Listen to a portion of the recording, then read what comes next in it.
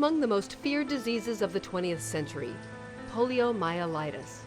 The virus kills, cripples, and imprisons thousands in contraptions called iron lungs.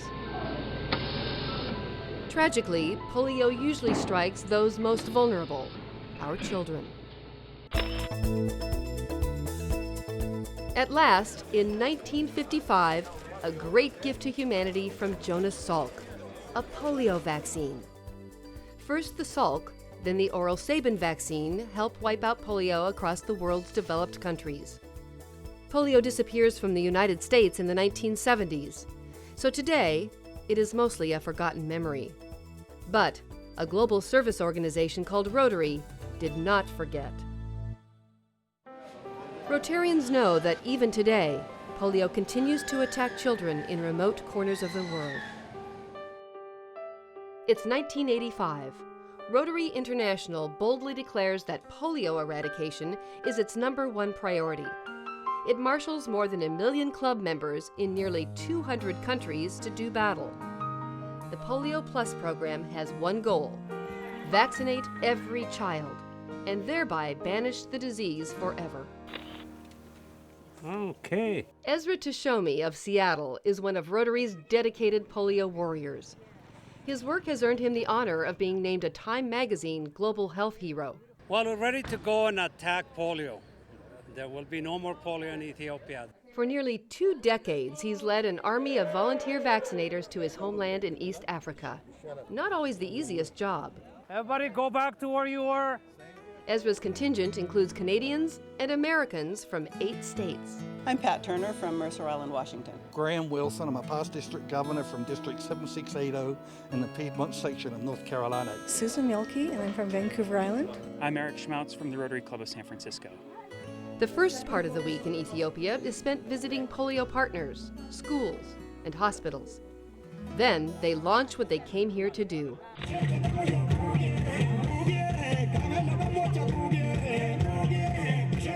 We're here to immunize children for polio. It takes about a year to plan this, and here it is. We're ready to go.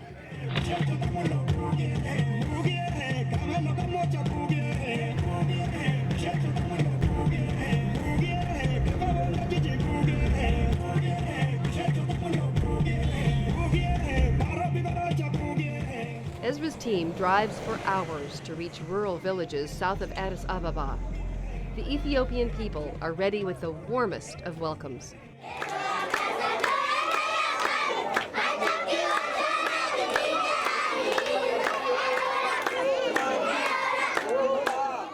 In small clusters, the volunteers fan out on foot, walking door to door to immunize kids.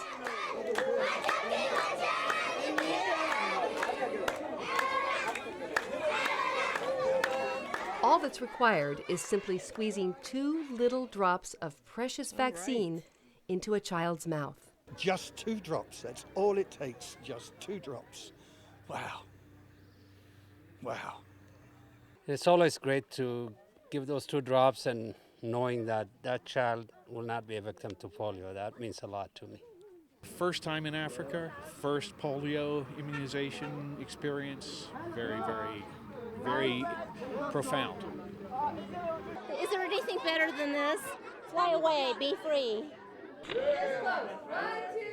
For 3 of these Rotarians, the journey is especially poignant. They're polio survivors, here to face down an old enemy. When I was 9 months old in August of '46, I came down with infant poliomyelitis. This is Denny Wilford's 10th trip to Ethiopia. It's hard seeing youngsters still suffering from the disease. She's a beautiful girl. She had polio.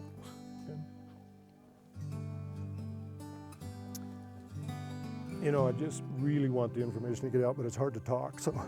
I had polio as an infant. So you're taking the wheelchairs out today? Yes. To give the drops yesterday was empowering. For Pat Turner, visiting Ethiopia's Polio Rehabilitation Center conjures up some tough memories. Going to the places where there were braces and the shoes, it brings back my history. And I wore those braces and I wore those shoes, and that was amazing to see that kids will be able to be as functional as I am because of the help they'll get there. Steve Crane didn't let the challenges of traveling in a wheelchair stop him. It's an adventure for me in many respects. I've never been to Africa before. It's also a grim reminder of polio as I experienced it as a child. Degree, 2 drops. However, all the memories and the challenges of getting here fade away when Steve gives that first vaccination. That was awesome. Just awesome. Today, with the help of major partners such as the World Health Organization, the Centers for Disease Control, UNICEF, the Bill and Melinda Gates Foundation, and various governments, the world is now 99% polio-free.